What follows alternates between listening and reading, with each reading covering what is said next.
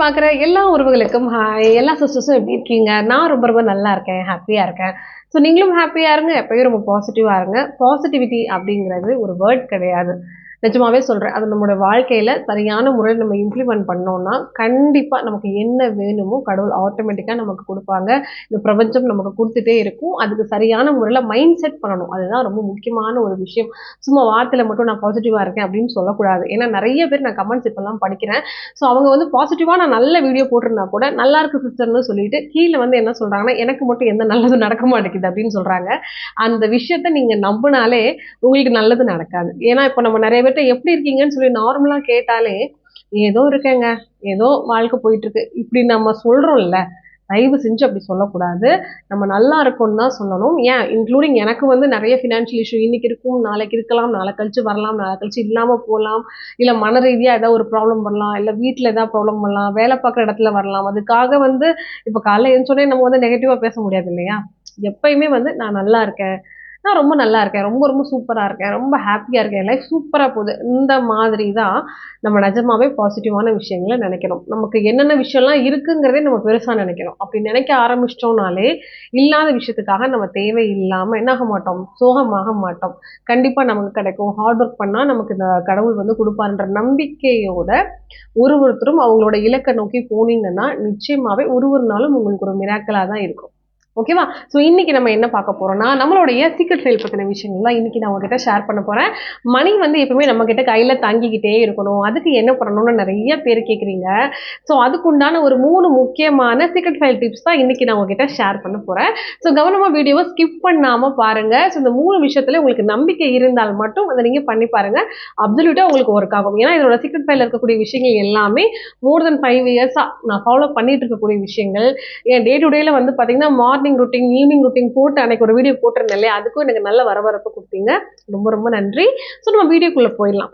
So பணம் வந்து நம்ம கிட்ட தங்கணும் அப்படின்னா, முக்கியமா பண்ண வேண்டிய 3 முக்கியமான விஷயத்த இன்னைக்கு டிப்ஸா ஃபாலோ பண்ணலாம். ஓகே? வாங்க வீடியோக்குள்ள போலாம். ஃபர்ஸ்ட் முக்கியமான விஷயம் என்னன்னா, பணத்துக்கு நம்ம எந்த அளவுக்கு மரியாதை குடுத்து, எந்த இடத்துல அத பத்திரமா வைக்கணும் அப்படிங்கிறதுல ஒரு சின்ன சூட்சுமமான விஷயம் இருக்கு. எப்பயுமே நம்ம வீட்ல பணம் நம்ம கையில இருந்துச்சுன்னா, சில்லறையாவோ இல்ல நோட்டாவோ இருக்குன்னு வச்சுக்கோங்க.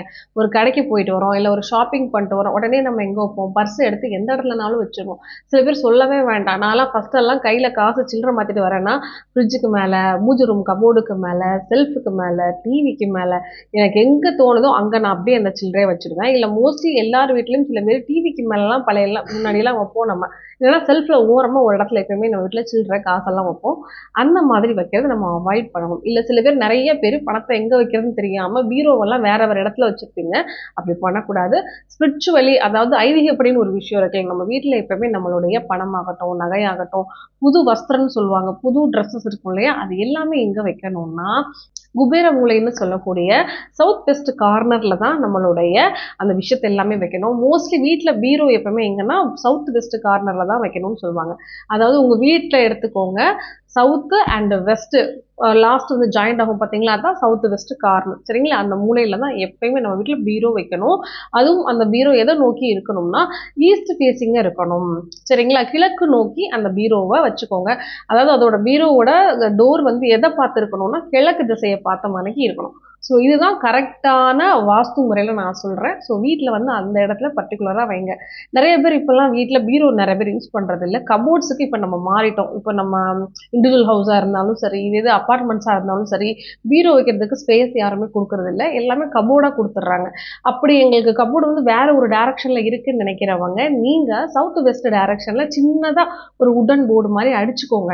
அடிச்சுட்டு அதுக்கு மேல என்ன பண்ணுங்க, இந்த மாரி சின்னதா ஒரு காசு வந்து எப்பவுமே வைக்கிறதுக்கு ஒரு வுட்டன் பாக்ஸ்ல நீங்க வச்சுக்கிறது சூப்பரான ஒரு வைப்ரேஷன்ஸ உங்களுக்கு குடுக்கும். பணத்தோட பெருக்கத்த அதிகப்படுத்தும். இது நிஜமாவே ஒரு நல்ல டிப்.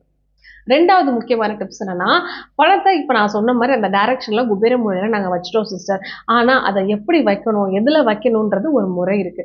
எப்பயுமே நம்ம பணத்த வந்து ஒரு வுட்டன் பாக்ஸ்ல வைக்கணும்.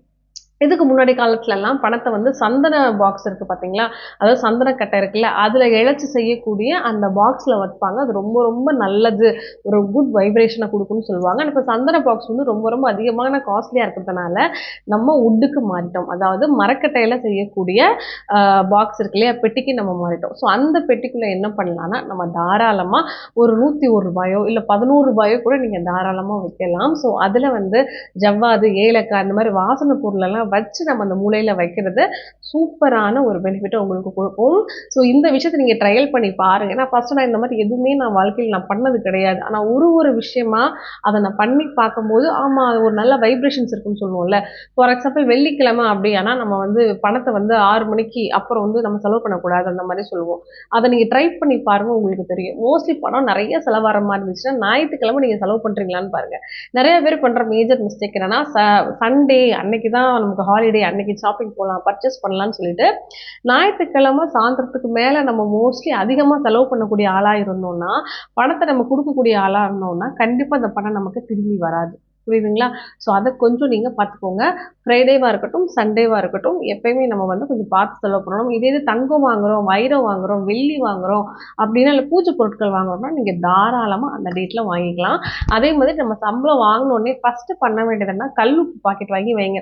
ஏன் வீட்டில் கல்லுப்பு, நான் வீட்டில் வந்து அங்கங்கே பவுலில் வந்து பார்த்தீங்கன்னா உப்பு நிரப்பி வச்சுறதுனால மாதத்துக்கு ஒருக்க மாற்றுறதுனால எனக்கு கல்லுப்பு தேவைப்படுது. சில பேர் வீட்டிலலாம் முன்னாடிலாம் பார்த்தீங்கன்னா பெரிய ஒரு மண் ஜாடியே வச்சுருப்பாங்க, அது வலுவலுன்னு இருக்கும். அந்த ஜாடிக்குள்ள மாசம் மாசம் கல்லுப்பு வாங்கி போட்டு போட்டு அவங்க கிச்சன்ல அப்படியே வச்சிருப்பாங்க. ஏன்னா அந்த அளவுக்கு கல்லுப்பு வீட்டுல பெருக பெருக அவ்வளோ நல்லதுன்னு சொல்லுவாங்க. ஸோ நீங்களும் அந்த மாதிரி மோஸ்ட்லி ஜாடி வாங்கி வைங்க. ஜாடி வாங்கி வைக்கலனாலும் சாஸ்திரத்துக்கு கண்டிப்பா மறக்காம கல்லுப்பு வாங்கி உங்க வீட்டு கிச்சன்ல வந்து பாத்தீங்கன்னா மூலையில வச்சிருங்க. அது நிஜமாவே உங்களுக்கு நல்ல வைப்ரேஷன்ஸை கொடுக்கும், பணத்தை வந்து உங்களுக்கு ஈர்த்து கொடுக்கும். 3வது சூப்பரான டிப்ஸ் நான் உங்களுக்கு ஷேர் பண்ணுறேன். நம்மள நிறைய பேருக்கு இந்த விஷயம் வந்து தெரியறதுக்கு வாய்ப்பு கிடையாது. மோஸ்ட்லி வந்து வாயு மூலையில் பண சேர்க்கை நம்ம பண்ணோம்னா கண்டிப்பாக நமக்கு அதிக லெவலில் இன்கம் வரும் அப்படிங்கிறது சில பேர் கேள்விப்பட்டிருக்க மாட்டேங்கன்னு நான் நினைக்கிறேன். அது ஒரு ப்ராக்டிக்கலாக நீங்கள் கொண்டுட்டு வாங்க.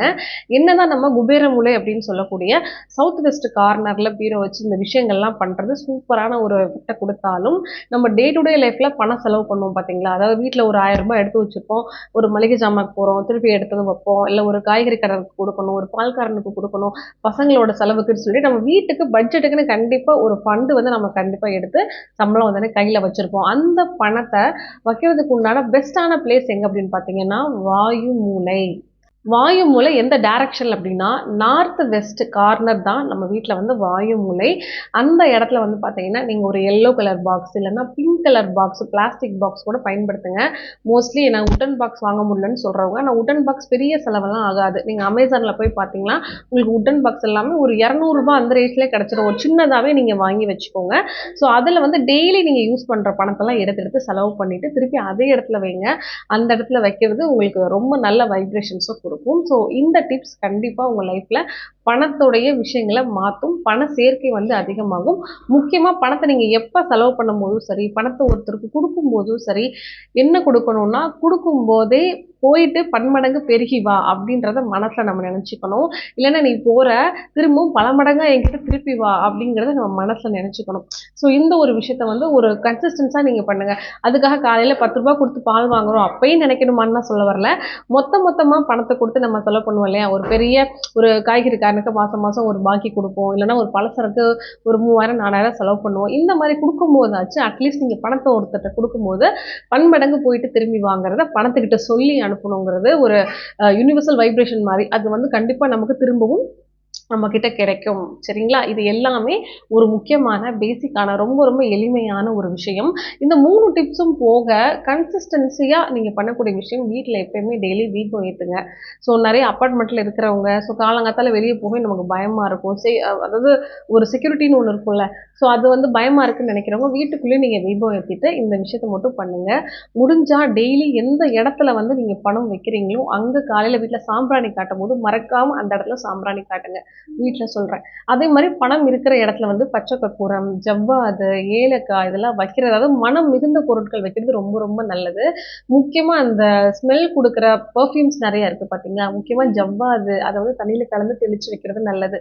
இல்லைன்னா நம்ம நாட்டு மருந்து கடையிலே வந்து நிறைய இந்த லிக்விட் பேஸஸ்ல வந்து ஃப்ளவருடைய ஸ்மெல் எல்லாம் வரும், நேச்சுரல் எசன்ஸ்ன்னு சொல்லுவாங்க. அந்த மாதிரி ஆயில் எல்லாம் வாங்கி நீங்க ஜஸ்ட் தடவி வச்சீங்கன்னா ரொம்ப நல்ல ரிசல்ட் உங்களுக்கு கொடுக்கும்.